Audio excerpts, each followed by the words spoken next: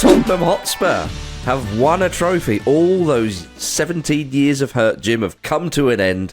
They beat Manchester United 1-0, and Ange Postecoglou has done it himself. That second season trophy. He told us. Always wins a trophy. He told us. He bloody well told us. I always win things in my second year. Nothing has changed. I don't say things unless I believe them. He said that back in September after Spurs had been beaten 1-0 at home by Arsenal in the league.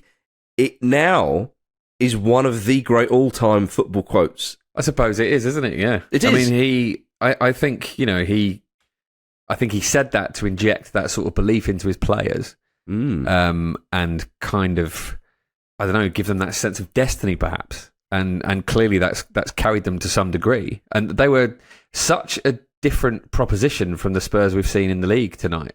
And we mentioned it on the Ramble yesterday that the Spurs that have shown up in the Europa League have been a very, very different team. They've been a lot more disciplined. They've been a lot more kind of, a lot less gung-ho.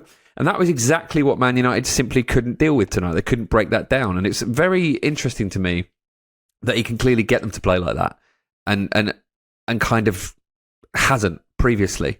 Which he is doesn't want to. Yeah, I guess he doesn't want to. He likes swashbuckling football, but then you dangled the carrot of the trophy in front of him and he's thinking... I'll do some swashing, maybe less buckling. Yes, indeed, yeah. Well, I mean, it was interesting, the interview he gave after... We'll talk about the game in a minute, obviously, but the some of the stuff he was saying after the full-time whistle, and he spoke about trying to reduce... He spoke about having a platform, talking about the moments in knockout football to restrict the opposition, the amount of moments they can have. To be honest with you, this whole thing was a little bit Didier Deschamps. Yeah. It was a little bit, dare I say, Gareth Southgate, but of course he got over the line. But those managers and one or two others have often talked about, the moments and all the rest of it. So that's kind of the energy he was channeling into this Spurs side in this Europa League campaign. And it's bloody worked. They got over the line. It has, yeah. And there was a time, it's funny, isn't it? Because Spurs didn't really hit United on the break that often in that second half. But there were points where I just thought Spurs are still more likely to score than United here. And United are the ones putting all the pressure on because it just was absolutely toothless.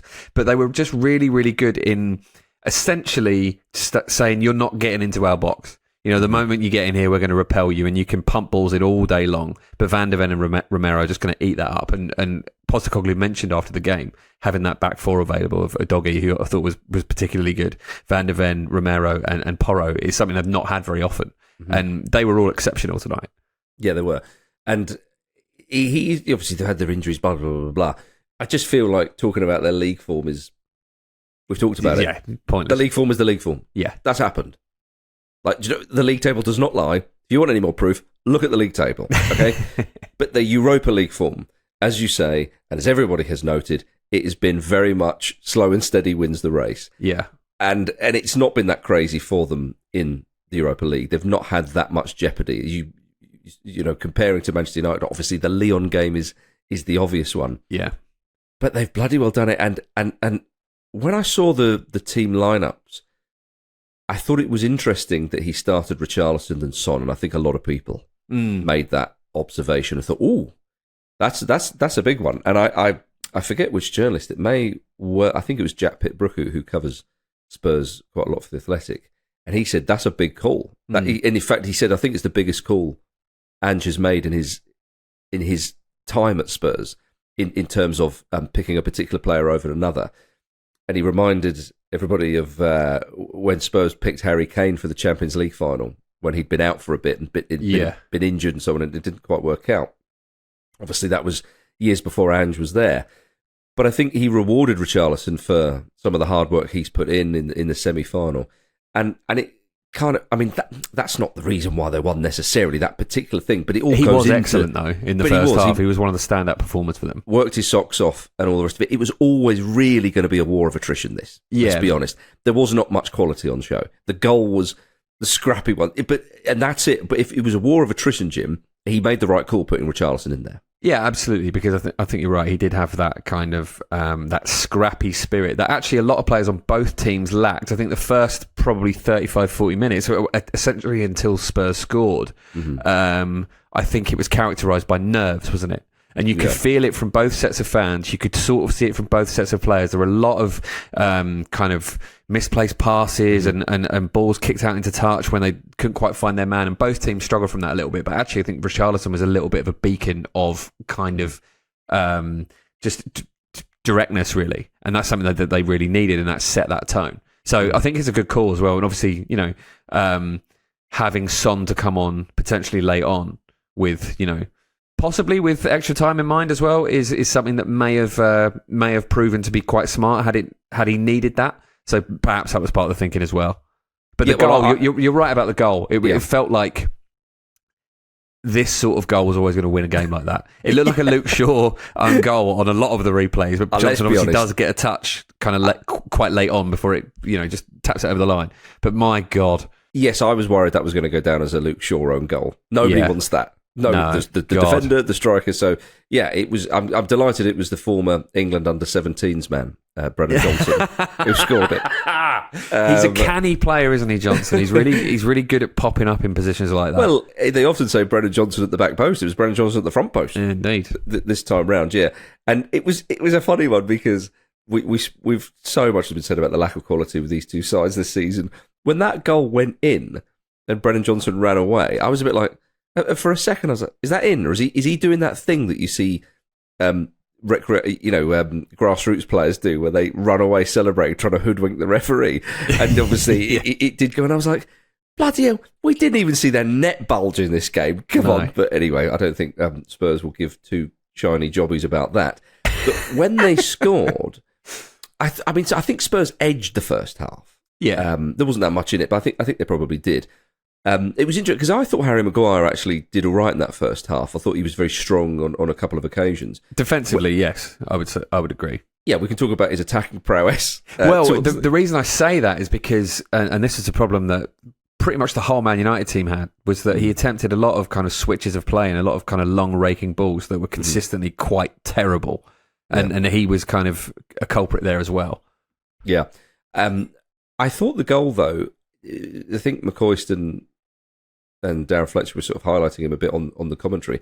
I thought he actually shepherded, was it Solanke or whoever his man was, away quite well and kind of leaves it. I think he's basically like, right, you're out the game, I'll let them deal with that. And it's just bounces around and it's not dealt with. I mean, controversial to start Luke Shaw. I mean, I know he's used to starting a final nowadays when he's been out for ages. Yeah.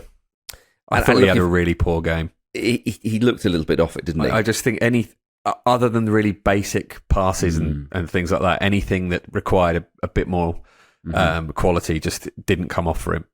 Well, I wonder if both managers, I mean, this is the interesting thing, both managers might be thinking, well, they've not got that much. What are they going to do?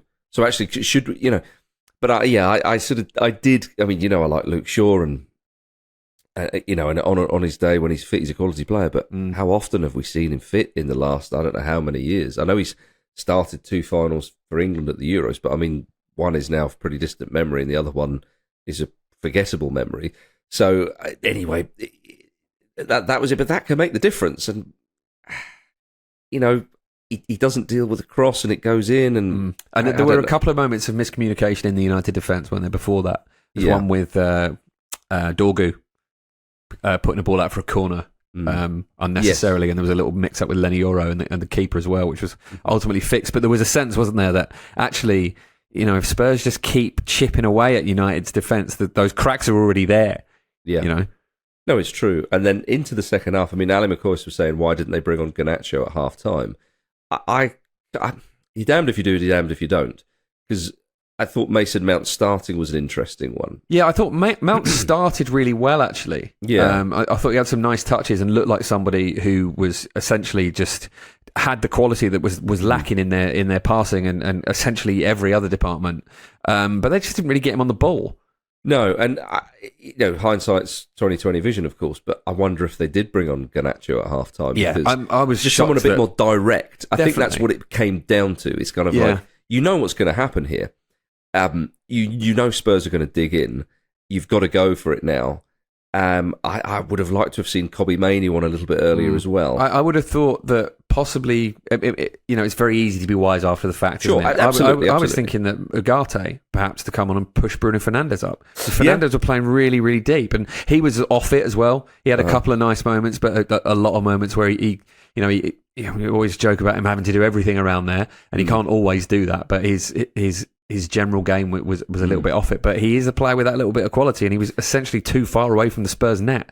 Yeah, I think that's it. You're right. The one player who everyone would agree could provide a moment of quality wasn't in those positions because, I mean, he had a header which flashed wide, which when he looks back at that, he might think, bloody hell, I could have taken that down. I could have taken a touch. But obviously, in the moment, it's difficult to realise that. We can kind of go through a lot of the United individuals and say that they were below par because they really, really were, obviously. And, I doubt Vish will listen to this, but I really, having experienced watching Man United and needing them to win, as he has to do every time they play, it must be such a demoralising experience. I think they were particularly bad tonight, but obviously they've had a very, very poor season, and they're where they are in the league for good reason. But it's just so low quality. It's just the basics are just poorly executed so often.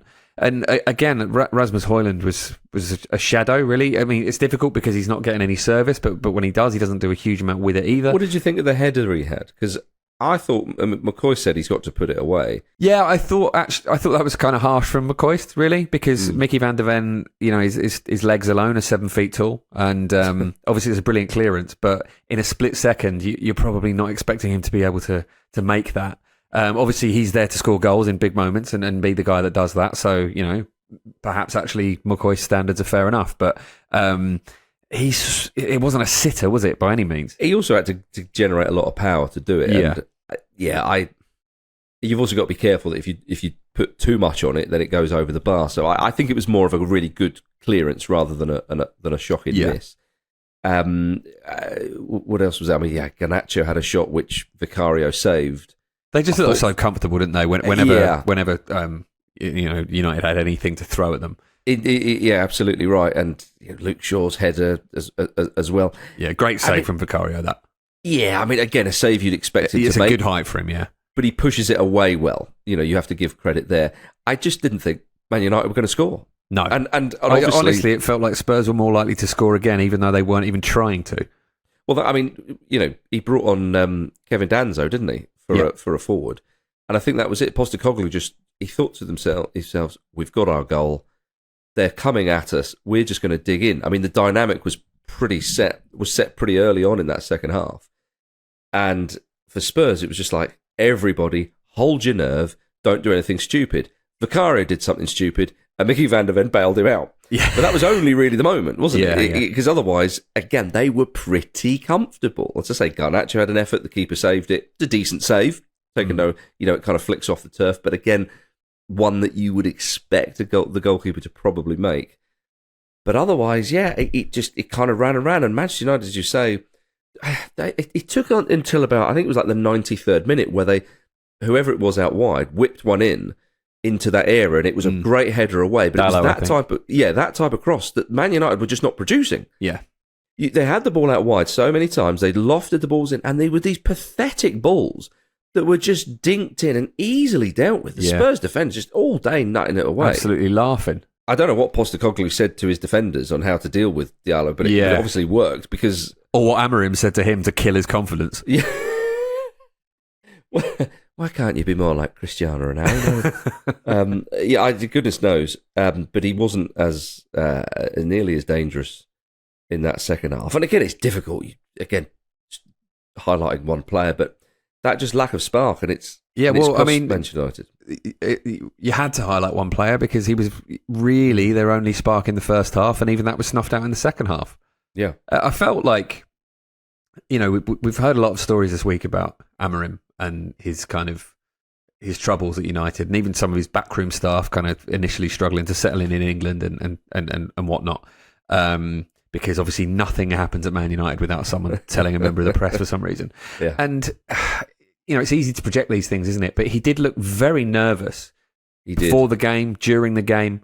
And I just wonder if this job is just too big for him. And if it's too big for anybody, yeah, sure. But it's. I think Luke said this months and months ago.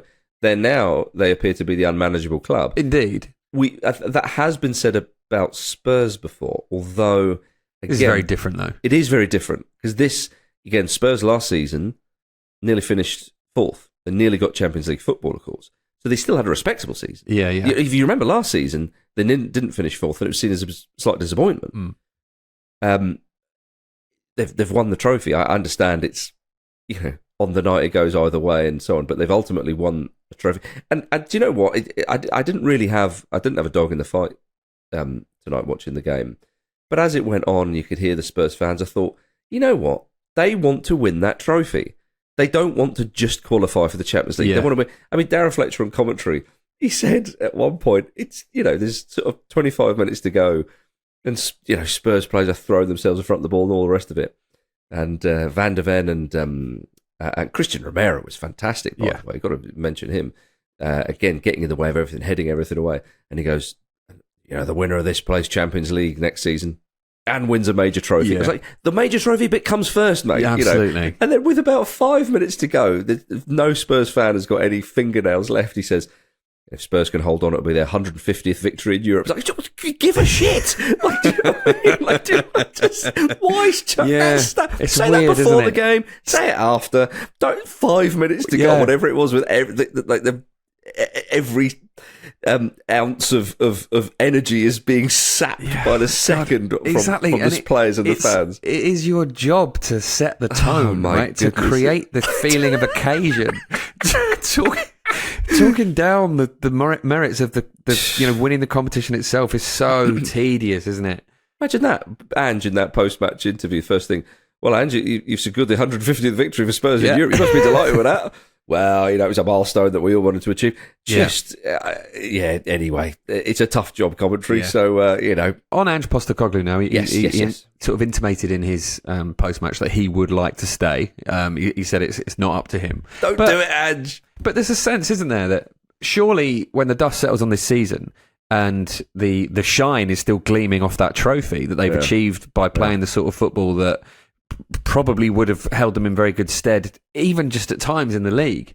Surely there's a conversation to be had about, well, can't you just do that a little bit more, and then maybe we can go on and achieve things regularly? Surely that makes sense, right? When we face Palace and Munoz and the boys next season, can we just do that against them? Yeah, I know what you mean.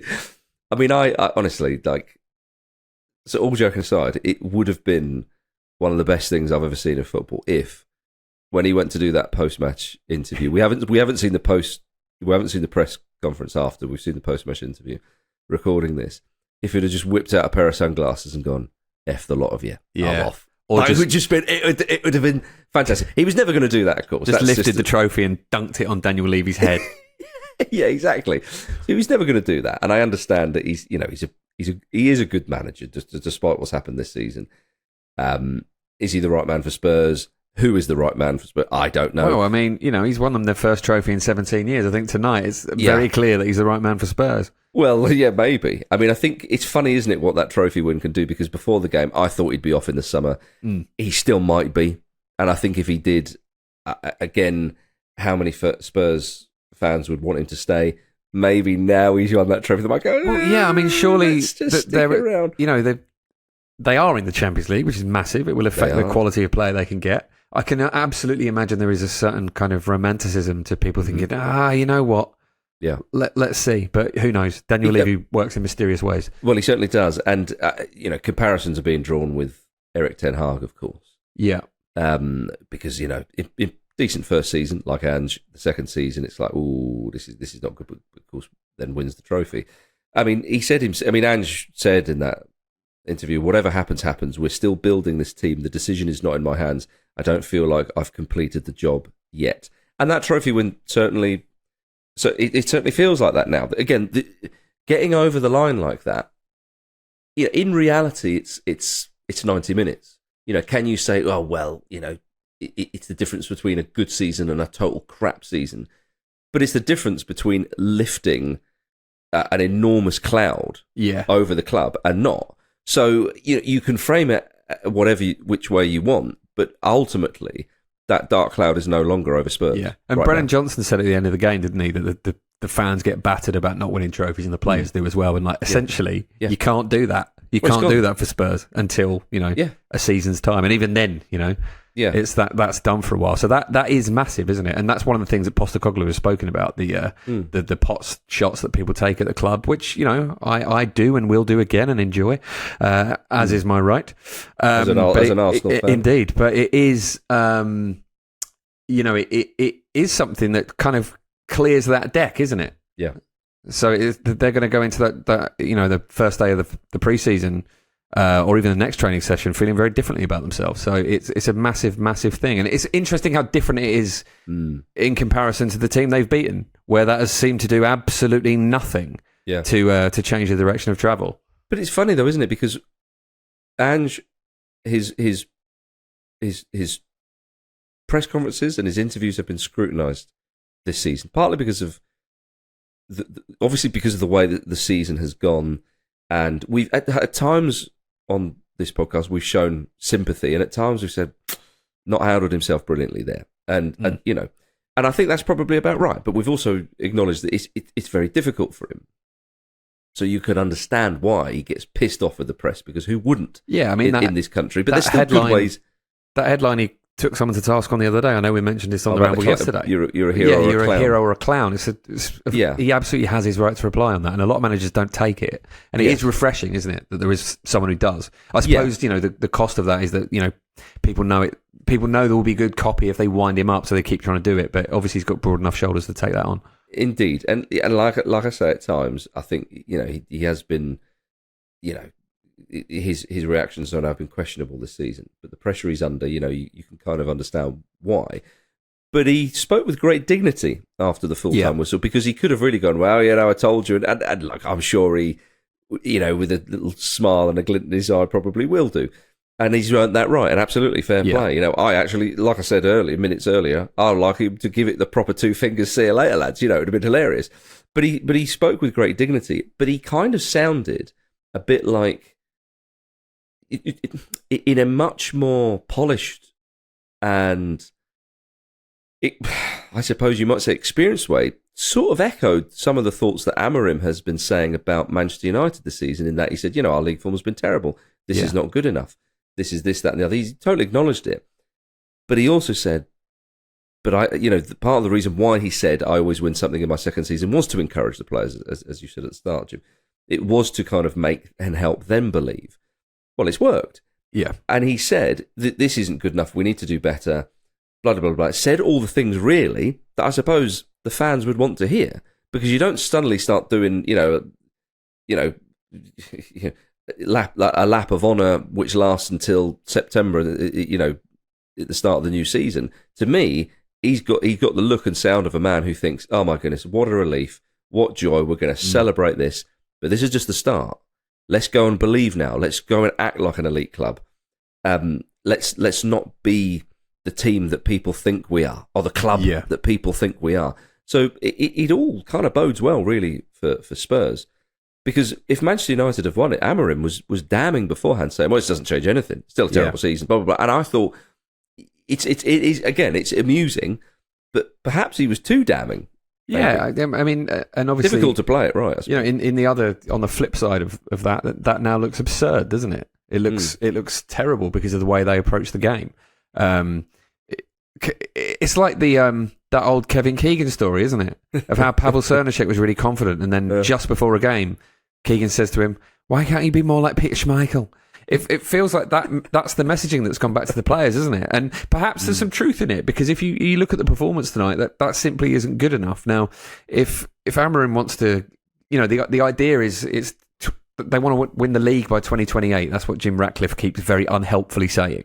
But obviously, Amorim has been brought in to get them in the right direction in terms of that. And the personnel are miles off that. Miles off it. There are simple things that you sort of take for granted at Premier League level in terms of the first touches and the quality of passes that just weren't there tonight. they looked like a team in 16th in the Premier League. They really did. Did you? Were you sad to see Sir Jim Ratcliffe sad at the end of the game? No, he's an evil old prick. So was he looking sad? That's just how he looks, isn't it? Yeah, he always looks a bit like that. Do you think he was a bit miffed because he was thinking, can't make any redundancies till tomorrow? Maybe, yeah. I mean, maybe he'll be pleased that, well, at least this means I can sack a load of people. Right, you're sacked. Ruin a load of life. I'm the head of UEFA, you dickhead. But I mean, this is potentially an absolute disaster for United. They now have to pay Adidas £10 million as a penalty for not being in the Champions League for 2 seasons in a row, which shows you the kind of unique pressure that club are under. Well, it seemed like a safe bet for Adidas when they said that. When they got to the Europa League final, they were going, "Oh, we forgot about that. We forgot about that route." but they've got their money. Thank goodness. It's for them. Thank goodness, Adidas got a load of money. Yeah, people keep pulling this kind of £100 million figure out of the air. So whatever it is worth to be in the Champions League next season, it is clearly an amount of money that Man United needed. I think Ratcliffe obviously exaggerates the amount of financial trouble they're in. He said they'd go out of business by Christmas if they didn't make those redundancies, which is absolute nonsense. But clearly, it is going to have an effect on the type of players that they can bring in. And they've got a lot of high earners at that club who aren't performing. So are they going to move some of them on and then not being able to get decent replacements in? It's a real maelstrom now. If the squad is not up to much, which we know it's not, and as you say, they have to cut costs and all the rest of it. Well, very damning. It is very, very damning indeed. But Tottenham Hotspur will play Champions League football next season, which is a rival. Absolutely mad. But Jim, I've totally forgot about this. It was mentioned on the coverage. They'll play against Inter or PSG in the Super Cup final. Another chance for a trophy. Would that Good be Lord. If PSG do win the Champions League? Spurs with a bit of North London solidarity could beat PSG, and so there you go, Arsenal. We did that for you guys. Yeah, that'd be very. Because look, be very kind of them. If you think about it, Europa League, last 4 of the Champions League, and obviously second in the league. It's a good season ultimately for North London. you batch it all together. You got to say it's not too shabby. I don't think many people will be doing that, but it's hard to argue with. Sorry, tedious to argue with. All right, Jim. Let's move away from tedious things. Newcastle won the Carabao Cup this season. Haven't won a trophy since goodness knows how long. Feels tedious still. Crystal Palace, they won the FA Cup. They did. Spurs have won the Europa League this season. Not many would have put money on that at the start of the season. But to you, Jim Campbell, what does this mean for England next summer? Probably very little, Marcus. Probably very little, but we can hope, can't we? We can always hope. We can always dream.